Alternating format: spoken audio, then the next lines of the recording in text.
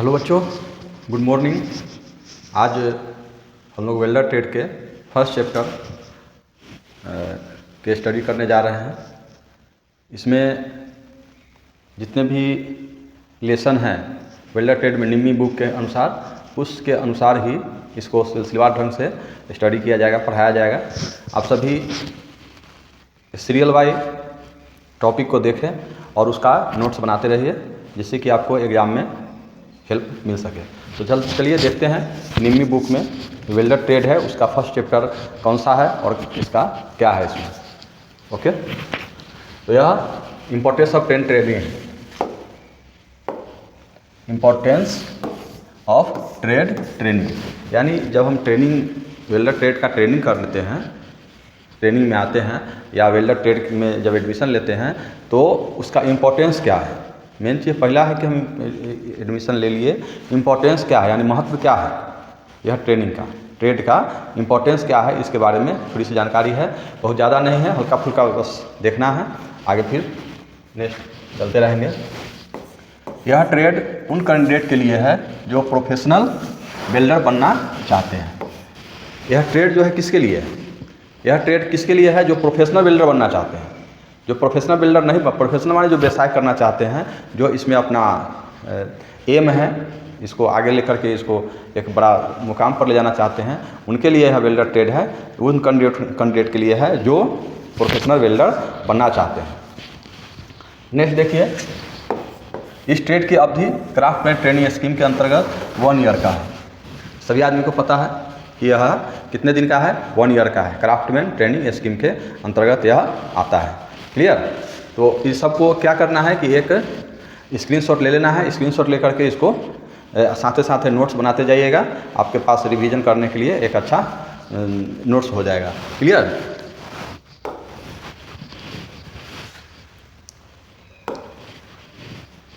Next,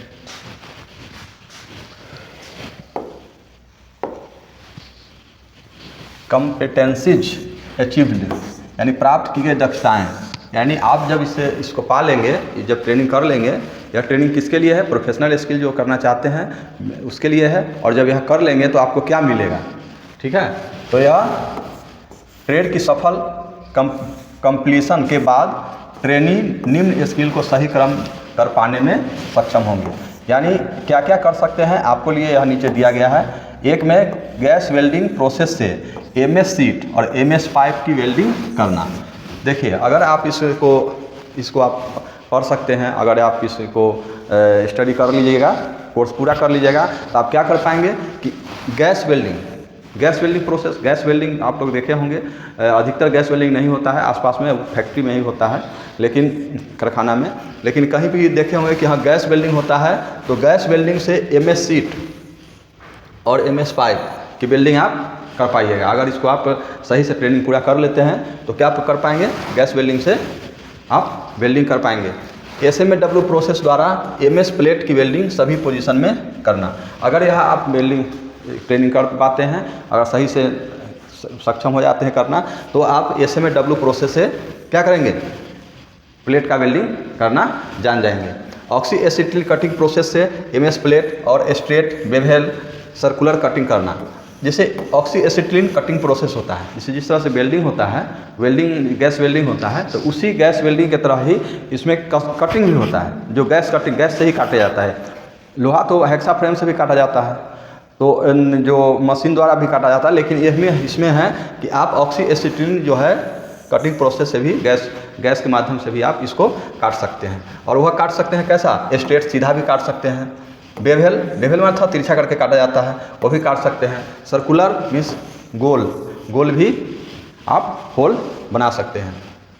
next point होगा repair और maintenance के काम कर सकते हैं। यानी जब स्ट्रेट को आप पा लेंगे, स्ट्रेट को पूरा कर लेंगे, तो आप इस सारे कामों को करने में सक्षम हो जाएंगे। क्लियर। स्क्रीनशॉट ले लीजिए। नेक्स्ट होगा GMAW वेल्डिंग द्वारा MS शीट और MS प्लेट पर वेल्डिंग कर सकते हैं। देखिए, एक तो हम उसमें देखे थे कि गैस वेल्डिंग के द्वारा इसको प्लेट को वेल्डिंग कर सकते हैं, लेकिन आप GMAW gas metal arc welding होता है, जो आगे हम लोग पढ़ेंगे कि क्या होता है GMAW। उसके माध्यम से भी आप MS शीट को वेल्डिंग कर सकते हैं और MS प्लेट को वेल्डिंग कर सकते हैं। क्लियर। नेक्स्ट है spot welding. Spot welding machine एवं PUG portable universal gas cutting machine को ऑपरेट करने के स्किल हो जाएगा। जब आप क्या करेंगे, इसको करेंगे तो स्पॉट वेल्डिंग से आप वेल्डिंग कर सकते हैं, स्पॉट वेल्डिंग मशीन से। और दूसरी बात है कि PUG इसका फुल फॉर्म होगा portable universal gas cutting machine. Clear. Universal portable universal gas clear cutting machine के आपको ऑपरेट करने का स्किल आप में हो जाएगा। ओके। नेक्स्ट है SMAW प्रोसेस का उपयोग करके CI की वेल्डिंग कर सकते हैं। CI कास्ट आयरन होता है। क्लियर। तो कास्ट आयरन का वेल्डिंग कर सकते हैं। कास्ट आयरन का वेल्डिंग आप इसके माध्यम से कास्ट आयरन का वेल्डिंग आप कर सकते हैं। क्लियर ना। तो चलिए इसको लीजिए।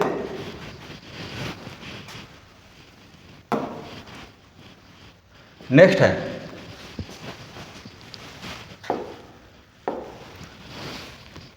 फर्दर लर्निंग पाथवे, यानी आगे की अध्ययन दिशा क्या होगी।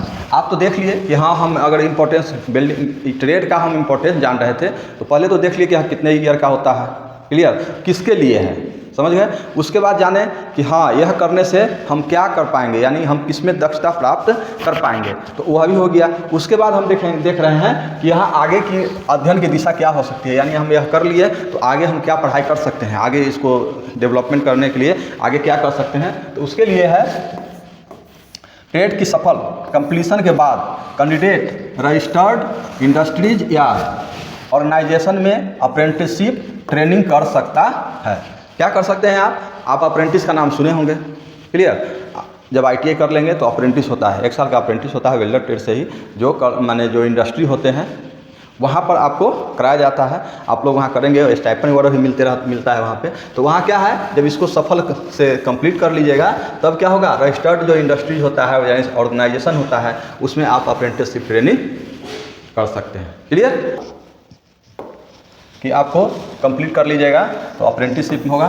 क्लियर। वह 1 वर्ष का होता है। कितना दिन का होता है, अभी जो अप्रेंटिसशिप होता है बच्चे ITI कर लेते हैं, पता भी नहीं होता है कि अप्रेंटिसशिप कितने दिनों का होगा। तो यह अप्रेंटिस 1 साल का होगा और उसमें क्या होगा, प्रैक्टिकल स्किल और नॉलेज प्राप्त होगी। देखिए ITI में तो आप मैंने जो भी सीखते हैं, जो भी जितना सीखना होता है सीखते हैं, लेकिन जब आप अप्रेंटिस करते हैं तो उसमें आप बहुत ही अच्छी प्रैक्टिकल नॉलेज आप प्राप्त करते हैं, क्योंकि 100% उसमें आप एक दक्ष हो जाते हैं कि हाँ एक वेल्डर के लिए आप कंप्लीट हो जाएंगे, क्योंकि वहाँ पर प्रैक्टिकल ज़्यादा होता है, वहाँ काम करना ज़्यादा पड़ता है। यहाँ पर ITI में क्या होता है, प्रैक्टिकल होती है, थ्योरेटिकल होता है, तो थोड़ा सा मिलते जुलते होता है, लेकिन वहाँ पर प्रैक्टिकल अधिक होता है और वहाँ पर थ्योरी थोड़ा कम होती है, लेकिन प्रैक्टिकल की काम अधिकतर, माने हमको लगता है कि हफ्ता में एक आध घंटा ही थ्योरी होगा, नहीं तो हर समय आपको प्रैक्टिकल काम करना पड़ेगा। तो क्या होगा कि वहाँ प्रैक्टिकल नॉलेज अधिक से अधिक हो जाएगा और आप अपने में सक्षम महसूस हो पाएंगे। ठीक है, कर पाएंगे। ठीक है, इसको स्क्रीनशॉट ले लीजिए। देखिए अब हम इसको देखते हैं कि वेल्डिंग करने के बाद इम्पोर्टेंस जो आप आगे पढ़ने के बाद क्या है, फिर एम्प्लॉयमेंट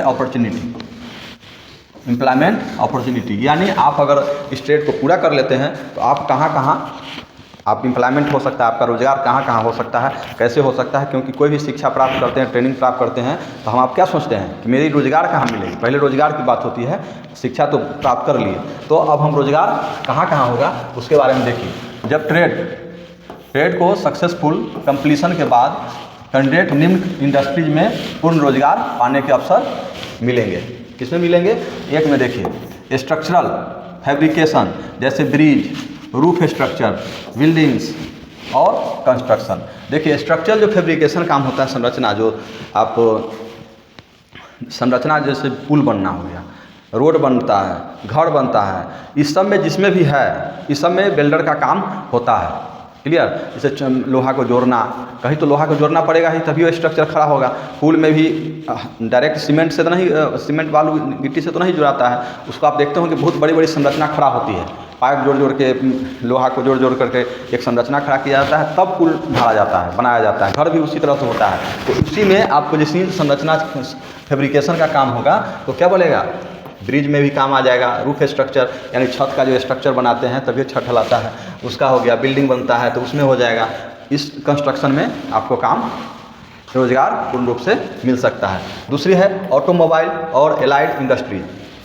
ऑटोमोबाइल जो आप गाड़ियाँ, जितने भी गाड़ी बनते हुए देख रहे हैं, जितने भी आप रोड पर चलते हुए देख रहे हैं, सभी में वेल्डिंग का काम थोड़ा ना बहुत होना ही होना है।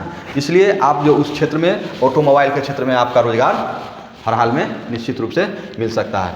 तीसरी पॉइंट है पावर स्टेशन। पावर स्टेशन में आप देख रहे होंगे कि पावर स्टेशन में क्या केवल इलेक्ट्रीशियन का ही काम होता है? नहीं, उसमें बिल्डर का काम होता है। क्योंकि पावर स्टेशन में जब इलेक्ट्रिक आती जाती है या इलेक्ट्रिक का काम होता है तभी वो इलेक्ट्रीशियन, नहीं तो उसके अलावा जो उसका टूटना फूटना है, चाहे उसका कंस्ट्रक्शन खड़ा करना है पावर स्टेशन का, तो उसमें किसका ज़रूरत होता है?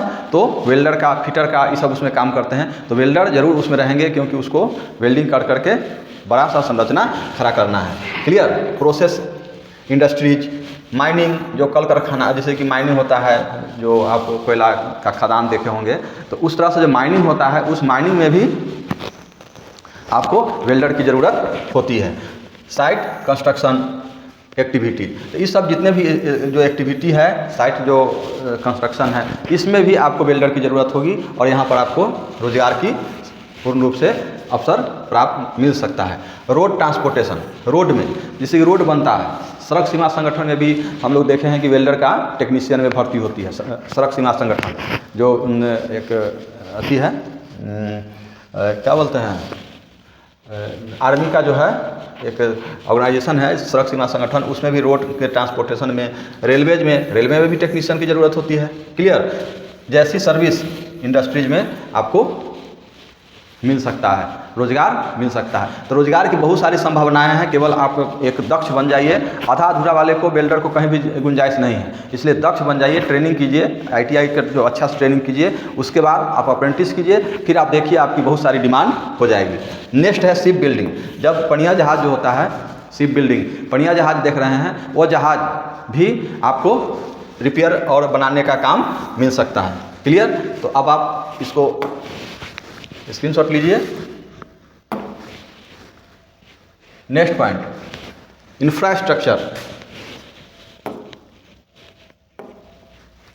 इंफ्रास्ट्रक्चर और डिफेंस ऑर्गेनाइजेशन। डिफेंस ऑर्गेनाइजेशन की हम बात किए ही है। जैसे कि आप CRPF का भी, आप उसमें भी जा सकते हैं, जिसमें आर्मी वगैरह में, जिसमें क्या होता है, पुल वगैरह बनाना पड़ता है। तो उसमें भी जैसे कि हम आर्मी में गए, एकाएक लड़ाई में जा रहे हैं, आगे पुल टूटा हुआ है या टूट गया है, तो उसको बनाने के लिए भी साथ में टेक्नीशियन चलते हैं। ठीक है ना? तो उसमें आपको वेल्डर की ज़रूरत होती है और आप उसमें रोजगार पा सकते हैं, सरकारी रोजगार पा सकते हैं, सरकारी नौकरी पा सकते हैं। 7वां नंबर है भारत और विदेश के पब्लिक सेक्टर इंडस्ट्रीज, जैसे भेल, NTPC, प्राइवेट इंडस्ट्रीज, इस सब में भी आपको रोजगार मिल सकता है। ठीक है? नेक्स्ट, पेट्रोकेमिकल इंडस्ट्री, जैसे ONGC, LOCL, HPCL, यानी जहाँ पर आप तेल माइनिंग होता रहता है, तेल निकलता है, रिफाइनरी हो गया, तो यहाँ पर भी वेल्डर की ज़रूरत होती है। क्लियर? आप जितना देख रहे हैं, अभी आप देखते जाइए, जितना भी क्षेत्र है, कोई भी ऐसा क्षेत्र आपको नहीं मिलेगा जहाँ पर वेल्डर की थोड़ा बहुत काम नहीं हो रहा हो। ज़रूरत है केवल जो दक्ष वेल्डर की ज़रूरत है, और आधा अधूरे की वेल्डर की ज़रूरत नहीं है। बहुत सारे जगह है जहाँ पर आपको मिल सकता है। सेल्फ एम्प्लॉयमेंट, आप अगर नौकरी नहीं करना चाहते हैं या नौकरी कर लिए हैं, तो आप घर पर आकर के सेल्फ एम्प्लॉय भी हो सकते हैं। आप एक ही ट्रांसफार्मर ले लीजिए, मशीन लीजिए, वेल्डिंग ट्रांसफार्मर ले लीजिए और उसे स्टार्ट कीजिए। फिर धीरे धीरे आप 2, 4, 10 भी कर सकते हैं और आप लेबर रख के भी काम करा सकते हैं। तो सेल्फ एम्प्लॉयमेंट भी सबसे बड़ा अपॉर्चुनिटी आपके लिए हो सकता है। नेक्स्ट है गवर्नमेंट एंड प्राइवेट ITI में इंस्ट्रक्टर का भी काम कर सकते हैं। जो आप ITI में जो पढ़ाते हैं इंस्ट्रक्टर, जो ITI में वेल्डर ट्रेड को पढ़ाते हैं, वह इंस्ट्रक्टर भी आप बन सकते हैं। आप जब ITI करेंगे, अप्रेंटिस कर सकते हैं, करने के बाद CTI कर लीजिएगा, फिर कंपटीशन होती है और वह सरकारी से बहाली होती है, जिससे कि आप इंस्ट्रक्टर बन सकते हैं। तो इतने सारे अपॉर्चुनिटी है। आप वेल्डर ट्रेड में अच्छे से मन लगा के पढ़ाई कीजिए, एक एक करके ध्यान दीजिए, जिसमें आप अच्छे से मन लगा लेते हैं वह आपका अपना हो जाता है। तो यह वेल्डर बहुत ही आपके लिए रोजगार का अवसर का काम करेगा। लास्ट में हिंट्स है। हिंट्स जो आप इंग्लिश जो देख रहे हैं, इंग्लिश वर्ड देख रहे हैं, इंग्लिश इसलिए दिया गया है कि देखिए टेक्निकल जो है ITI टेक्निकल क्षेत्र है, इसमें टेक्निकल वर्ड को इंग्लिश में ही रहने देना सही रहता है। अगर उसको हिंदी कीजिएगा फिर परीक्षा में आपको वह भाषा नहीं पकड़ा पाएगा। इसलिए टेक्निकल जो लिखा गया है उसको ज़रूर पढ़िए, और उससे अगर समझ में नहीं आता है थोड़ा सा यहाँ पर हिंट्स भी दे दिए हैं, इसको आप देख लेंगे जिससे कि आपको मदद हो जाएगा। क्लियर? तो अभी आपका यह समाप्त होता है। Okay, thank you. तो समाप्त हुआ, फिर नेक्स्ट क्लास में मिलते हैं। और यह रेगुलर आपको लेसन बाय लेसन मिलेगा, इसको कोई भी एक चैप्टर नहीं छूटेगा। और पूरा ITI का जो एक 1 ईयर का जो ट्रेड होता है उस ट्रेड में का पूरा एक एक करके आपको निमी का बुक फॉलो कराया जाएगा। और अगर इसको आप पढ़ लेते हैं एक एक करके तो फिर आपको किसी भी क्षेत्र में आप अप्रेंटिस का एग्ज़ाम दीजिए, इंस्ट्रक्टर का एग्ज़ाम दीजिए, CTI का एग्ज़ाम दीजिए, टेक्नीशियन का एग्ज़ाम दीजिए, किसी भी चीज़ का एग्ज़ाम दीजिए, NTPC का एग्ज़ाम दीजिए, आपको इससे क्वेश्चन बाहर नहीं जाएगा। क्लियर? तो आप थोड़ा सा इस पर ध्यान दीजिए, एक एक करके पढ़िए, फिर देखिए आपका फिर कमाल ही कमाल होगा। Okay, thank you, bye.